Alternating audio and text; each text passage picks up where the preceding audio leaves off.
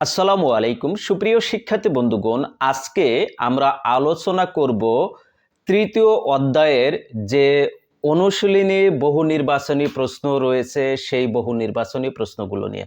তো এই যে অধ্যায় ভিত্তিক যে বইতে তোমাদের মূল বইতে যে এমসিকিউগুলো থাকে, এই এমসিকিউগুলো কিন্তু অনেক বেশি ইম্পর্টেন্ট। এগুলো ঘুরায় ফেরায় বারবার আসে পরীক্ষার হলে, ঠিক আছে? তার মানে এই এমসিকিউগুলো একটু ভালো করে পড়তে হবে, এটা তোমাদের জানতে হবে। আর তোমরা যারা আমার বেসিক ক্লাসগুলো দেখেছো, এই চ্যাপ্টারে বেসিক ক্লাসগুলো যারা পার্ট বাই পার্ট দেখেছো, তারা অবশ্যই এমসিকিউ পারবে। যেভাবেই এমসিকিউ করুক, এমসিকিউ পারার কথা।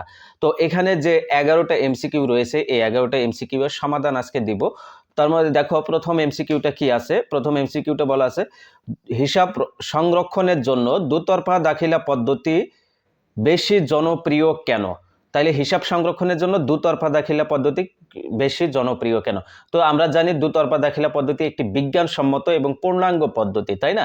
যার কারণে এটি সর্বজন গৃহীত এবং সবাই এটাকে অ্যাকসেপ্ট করে এবং সবাই এটি ব্যবহার করে, ঠিক আছে? তাহলে এটা একটা সহজ পদ্ধতি, এটাও হতে পারে, তার বৈশিষ্ট্য আছে। জটিল ও বিজ্ঞানসম্মত পদ্ধতি না, জটিল ও বিজ্ঞানসম্মত পদ্ধতি হতে পারে না। জটিল বিজ্ঞানসম্মত পদ্ধতি এবং এটা জটিল যে তা নয়, এতটা জটিল নয়, ঠিক আছে? সহজ ও অসম্পূর্ণ পদ্ধতি। সহজ এবং অসম্পূর্ণ পদ্ধতি হলো একতরফা দাখিলা পদ্ধতি, এটাও হবে না। এটা হবে পূর্ণাঙ্গ ও বিজ্ঞানসম্মত পদ্ধতি। তার মানে এটার অ্যান্সার হবে ঘ নাম্বার, পূর্ণাঙ্গ ও বিজ্ঞানসম্মত পদ্ধতি। ওকে, এরপরে 2 নাম্বার এমসিকিউটা বলা আছে কি দেখো, এটা বহুপদী সমাপ্তির সূচক প্রশ্ন। তো দুতরফা দাখিলা পদ্ধতির বৈশিষ্ট্য হলো, দুতরফা দাখিলা পদ্ধতির যে বৈশিষ্ট্যগুলো ছিল, এই যে বৈশিষ্ট্য নিয়েও আমি একটি ক্লাস দিয়েছিলাম। এই বৈশিষ্ট্যগুলো তোমরা একটু ভালো করে দেখবে, ঠিক আছে? তো এর মধ্যে দেখো এখানে তিনটা বৈশিষ্ট্য দিছে। এই তিনটা বৈশিষ্ট্যের মধ্যে কোনগুলো সত্য বা তিনটাই সত্য কিনা এটা একটু দেখতে হবে। দুতরফা দাখিলা পদ্ধতি, এই পদ্ধতিতে দাতা ও গ্রহীতা দুটি পক্ষ থাকে। হ্যাঁ, এটা ঠিক আছে, দাতা এবং গ্রহীতা দুটি পক্ষ থাকবে। এই মোট ডেবিট অঙ্ক সর্বদাই মোট ক্রেডিট অঙ্কের সমান হবে। হ্যাঁ, এটাও ঠিক আছে। গ্রহীতা হিসাব ক্রেডিট এবং দাতা হিসাব ডেবিট হবে, এটা ভুল আছে, উল্টা লিখছে।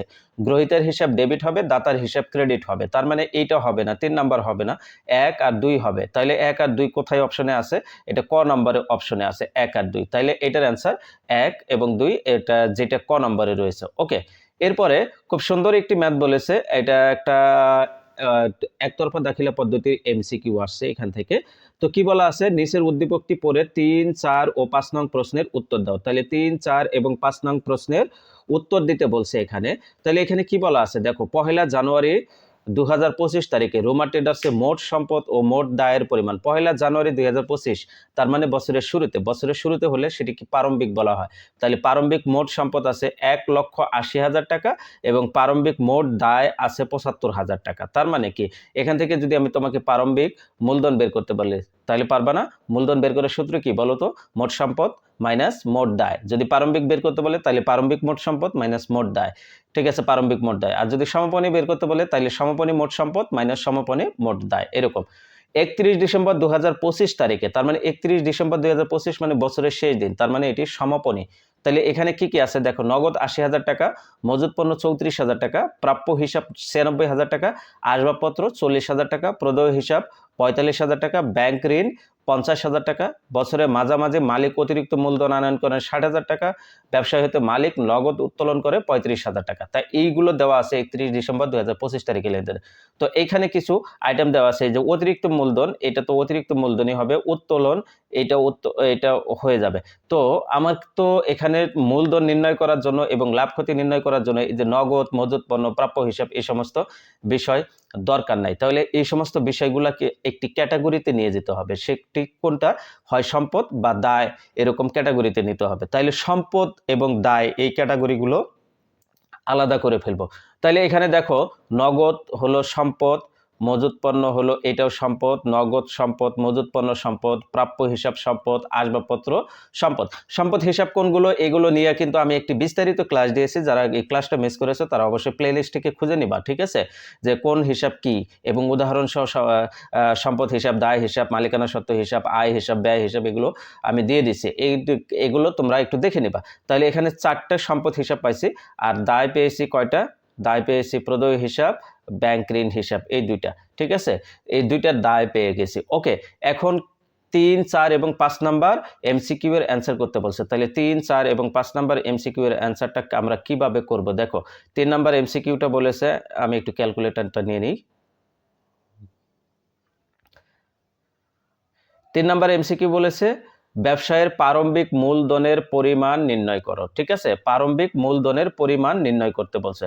তাইলে প্রারম্ভিক মূলধনের পরিমাণ নির্ণয় করার জন্য আমাদেরকে কি করতে হবে? এই যে প্রারম্ভিক মোট সম্পদ থেকে প্রারম্ভিক মোট দায় বাদ দেব। তাহলে প্রারম্ভিক মোট সম্পদ কত আছে? 1,80,000 মাইনাস প্রারম্ভিক মোট দায় আছে 75,000, তাহলে বাদ দিলে কত হবে? 1,05,000। তাহলে প্রারম্ভিক মূলধন 1,05,000 কোথায় অপশনে আছে? এটাতে 3 নম্বরে আছে। তাহলে আর বাকি যেগুলো আছে সবগুলো ভুয়া, ওগুলো আর দরকার নাই। ঠিক আছে, সমাপনী দায়ের পরিমাণ নির্ণয় করো। তাহলে সমাপনী দায়ের পরিমাণ আমরা কিভাবে নির্ণয় করব? সমাপনী যে দুইটা দায় রয়েছে, প্রদেয় হিসাব এবং ব্যাংক হিসাব। প্রদেয় হিসাব কত? 45,000 টাকা। ব্যাংক হিসাব কত? 50,000 টাকা। দুইটা যোগ করলে কত হবে? 95,000 টাকা। কোথায় আছে? খ নাম্বারে আছে। তাহলে এই খ নাম্বারে এটাই আনসার। এরপরে 5 নাম্বার প্রশ্ন বলছে 2025 সালে মুনাফার পরিমাণ নির্ণয় করো। তাহলে মুনাফার পরিমাণ নির্ণয় করার জন্য আমাদের সূত্রটা দরকার। কি সূত্র মনে আছে তোমাদের?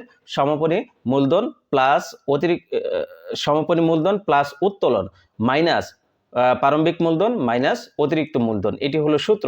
অথবা সমাপনী মূলধন প্লাস উত্তোলন, এটা একটা ব্র্যাকেটে ক্লোজ করে দিবা, তারপরে মাইনাস আরেকটি ব্র্যাকেট দিয়ে প্রারম্ভিক মূলধন প্লাস অতিরিক্ত মূলধন, এটা একটা ব্র্যাকেট দিবা। ঠিক আছে, এরকম। তাহলে এখানে দেখো সমাপনী মূলধন কিন্তু আমরা পাই নাই, এখানে পাইছি। তাহলে সমাপনী মূলধনটা আমাদের আগে করে নিতে হবে। কিভাবে করে নিব? দেখো একটু সমাপনী মূলধন করে নেওয়ার জন্য এই যে আমাদের প্রারম্ভিক সমাপনী মোট সম্পদ আগে করতে হবে। তাহলে সমাপনী মোট সম্পদ 80,000, 34,000 মজুত পণ্য, তারপরে হলো প্রাপ্য হিসাব হলো 96,000 এবং আসবাবপত্র হলো 40,000। এই মোট হলো 2,50,000। এটি হলো সমাপনী সম্পদ। এই সমাপনী সম্পদ থেকে সমাপনী দায় আমরা 4 নম্বরে পাইলাম কত? 95,000 টাকা। এই 95,000 টাকা মাইনাস করলে সমাপনী মূলধন বের হয় 1,55,000 টাকা। এই 1,55,000 টাকার সাথে আমার উত্তোলন যোগ করতে হবে। উত্তোলন কত আছে এখানে? 35,000 টাকা। তাহলে প্লাস করব 35,000, তাহলে মোট হবে 1,90,000। এখান থেকে প্রারম্ভিক মূলধন এবং অতিরিক্ত মূলধন মাইনাস করতে হবে। প্রারম্ভিক মূলধন আমরা 3 নম্বরে পাইলাম কত? 1,05,000 মাইনাস অতিরিক্ত মূলধন কত পাইলাম? 60,000। ঠিক আছে, তাহলে এটা মাইনাস করলে কত বের হয়? 25,000। এটা পজিটিভ রেজাল্ট বের হচ্ছে, তার মানে মুনাফা বের হয়েছে 25,000 টাকা। তাহলে 25,000 কোথায় আছে? ক নম্বর প্রশ্নে এটার অ্যান্সার 25,000। এইটা হয়ে গেল। ঠিক আছে, এরপরে 6 নম্বর এমসিকিউটি কি বলেছে দেখো। একতরফা দাখিলা পদ্ধতিতে সাধারণত হিসাব সংরক্ষণ করা হয়। একতরফা পদ্ধতিতে সাধারণত হিসাব সংরক্ষণ করা হয় সম্পদ আর দায়। ঠিক আছে, তবে স্বল্প পরিমাণে আয় ব্যয়ের হিসাবগুলো করা হয়। সাধারণত হিসাব করা হয়, সংরক্ষণ করা হয়। যেহেতু এখানে সাধারণত বলেছে, তার মানে সচরাচর সবসময় হয়। ঠিক আছে, সেহেতু এটার অ্যান্সার হবে সম্পদ আর দায়। ঠিক আছে, তাইলে সম্পদ আর দায়, সম্পদ আর দায় 1 আর 2 অপশন হবে। 1 আর 2 অপশন কোথায় আছে? ক নম্বর প্রশ্নে আছে, ক নম্বর। ঠিক আছে, এরপরে নিচের কোনটি সঠিক? দেখো এখানে একটা মূলধনের সূত্র দিয়েছে। প্রারম্ভিক মূলধন সমান কি বলেছে? প্রারম্ভিক মোট সম্পদ মাইনাস সমাপনী মোট সম্পদ। না, হবে না। প্রারম্ভিক হলে প্রারম্ভিকই সব, সমাপনী হলে সব সমাপনী হবে। তার মানে এখানে সমাপনী আছে, এটা হবে না। এরপরে খ নম্বর বলছে সমাপনী মূলধন সমান প্রারম্ভিক, সমাপনী হলে সবগুলো সমাপনী হবে, তাহলে প্রারম্ভিক আসছে, এটা হবে না। এরপরে প্রারম্ভিক মূলধন সমান প্রারম্ভিক মোট সম্পদ মাইনাস প্রারম্ভিক মোট দায়। হ্যাঁ, এটা ঠিক আছে, এটা ঠিক আছে, গ নাম্বারটা হবে। সমাপনী মূলধন এই যে এখানে আবার প্রারম্ভিক আসছে, সম্পদ প্লাস মোট সম্পদ, এটা হবে না। হ্যাঁ, প্রারম্ভিক মোট সম্পদ প্লাস প্রারম্ভিক মোট দায়, এটা তো একদম মানে কি বলে, এটা প্রতিবন্ধী টাইপের প্রশ্ন হয়ে গেছে। ঠিক আছে, এটা হবে না। তাহলে এইটা হবে। হ্যাঁ, প্রারম্ভিক মূলধন সমান হবে প্রারম্ভিক মোট সম্পদ মাইনাস প্রারম্ভিক দায়। ওকে, এরপরে 8 নাম্বার এমসিকিউটি বলেছে নিচের কোনটি আর্থিক বিবরণী খসড়া স্বরূপ? এটা মোস্ট ইম্পর্টেন্ট একটা এমসিকিউ। ঠিক আছে, আর্থিক বিবরণী খসড়া স্বরূপ ব্যবহার করা হয়। ঠিক আছে, আর্থিক বিবরণী খসড়া স্বরূপ ব্যবহার করা হয় কার্যপত্র। আর্থিক বিবরণী খসড়া স্বরূপ ব্যবহার করা হয় কার্যপত্র। এরপরে আরেকটি জটিল এমসিকিউ দিয়েছে। এই এমসিকিউটা সঠিক করার জন্য তোমাদেরকে হিসাব চক্রে যে 10টি ধাপ রয়েছে, এই 10টি ধাপ মুখস্থ রাখতে হবে। তো 10টি ধাপ কি কি মনে আছে তোমাদের, বলো তো? চলো আমরা একটু দেখে আসি 10টি ধাপ। এই যে কোথা থেকে মুখস্থ করবে? এই যে দেখো তোমাদের পেজ নাম্বার এটা কত, দ্বারা একটু ভিউজ হয়ে যায়, পেজ নাম্বার 33-এ দেওয়া আছে। এই যে 10টি ধাপ হিসাব চক্রে। 1 হলো লেনদেন, শনাক্তকরণ, 2 হলো লেনদেন বিশ্লেষণ, 3 হলো জাবেদাভুক্তকরণ।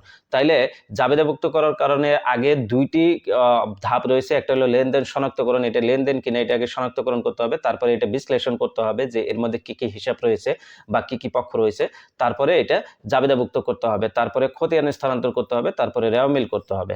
রেওয়ামিল করার পরে সমন্বয় দাখিলা, তারপর কার্যপত্র, তারপরে আর্থিক বিবরণী, পরে সমাপনী দাখিলা এবং হিসাব পরবর্তী রেওয়ামিল। এই 10টি ধাপ, এই 10টি ধাপ তোমরা অবশ্যই কি করবা, মুখস্থ করবা। হ্যাঁ, তাইলে সঠিকভাবে লিখতে পারবা। তাইলে এইটার অপশনটা আমরা একটু দেখে আসি যে এখানে আসলে কি আছে। দেখো এখানে প্রথম কোন ধাপটা দেওয়া আছে এটা আগে দেখি। দেখো রেওয়ামিল, রেওয়ামিলে পরে কি করতে হয় বলো তো? রেওয়ামিলে পরে সমন্বয় দাখিলা দেখাইতে হয়, কার্যপত্র, আর্থিক বিবরণী এটা দেখাতে হয়, তারপর সমন্বয় দাখিলা পরে রেওয়ামিল দিতে হয়, আর্থিক বিবরণী না, আর্থিক বিবরণীর আগে তো কার্যপত্র থাকে, তাহলে এটা হবে না। হ্যাঁ, এটা হবে না। তারপরে কার্যপত্রের পরে রেওয়ামিল না, রেওয়ামিল আগে থাকবে, সমন্বয় দাখিলা, এই যে আর্থিক বিবরণীর আগে কার্যপত্র থাকবে, তার মানে গ নাম্বারটাও হবে না।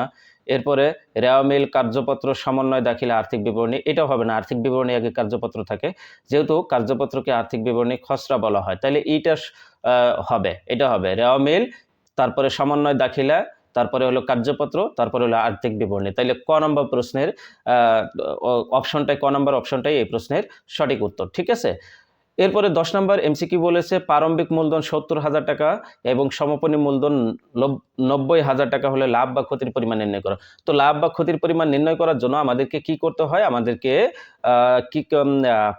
সমাপনী মূলধনের সাথে উত্তোলন যোগ করতে হয়, প্রারম্ভিক মূলধন এবং অতিরিক্ত মূলধন বাদ দিতে হয়। তো এখানে উত্তোলন এবং অতিরিক্ত মূলধন এই সমস্ত কিছু নাই, তাইলে সরাসরি সমাপনী মূলধন থেকে প্রারম্ভিক মূলধন বাদ দেব। অর্থাৎ এই যে 90,000 থেকে আমরা কি করব, দেখো 90,000 মাইনাস 70,000 বাদ দিলে কত হবে? 20,000 টাকা। এই 20,000 টাকা হবে লাভ।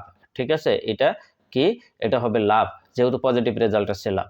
এরপরে দোতরফা দাখিলা পদ্ধতির মূলনীতি কি? দোতরফা দাখিলা পদ্ধতির মূলনীতি হলো সুবিধা গ্রহণকারী পক্ষ ডেবিট এবং সুবিধা প্রদানকারী পক্ষ ক্রেডিট, এটি হলো মূলনীতি। হ্যাঁ, আর এগুলো ক্রয় বৃদ্ধি পেলে এগুলো হলো হিসাবের বৈশিষ্ট্য। ক্রয় বৃদ্ধি পেলে ডেবিট, আয় হ্রাস পেলে ক্রেডিট, আয় হ্রাস পেলে ক্রেডিট হয় না, আয় বৃদ্ধি পেলে ডেবিট হয়। হ্যাঁ, তারপরে ব্যয় বৃদ্ধি পেলে ডেবিট হয়, তারপরে আয় হ্রাস পেলে ক্রেডিট হয়, এটা ঠিক আছে, কিন্তু এইগুলো বৈশিষ্ট্য। হ্যাঁ, সুবিধা গ্রহণকারী ডেবিট, সুবিধা প্রদানকারী ক্রেডিট, এটি হলো মূলনীতি।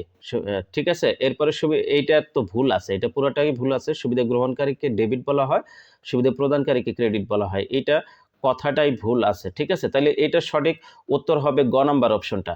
তো এই ছিল অনুশীলনীর এমসিকিউ প্রশ্নের সমাধান। আশা রাখি তোমরা 11টি এমসিকিউ খুব ভালো করে বুঝলে। আর যারা আমার বেসিক ক্লাসগুলো মিস করেছো, বেসিক ক্লাসগুলো দেখো, এগুলো দেখলে তোমাদের এমসিকিউগুলা যত প্রবলেম থাকবে সব সমাধান হয়ে যাবে। আর হ্যাঁ, আমার অঙ্কগুলোও একটু মনোযোগ দিয়ে দেখো, কারণ আমি অঙ্ক বোঝানোর সময় তোমাদেরকে খুব বিস্তারিতভাবে বিশ্লেষণ করে করে বোঝাই, যার কারণে তোমাদের এমসিকিউগুলা খুব সহজে অ্যান্সার করতে পারবে। ঠিক আছে, যারা 6 নাম্বার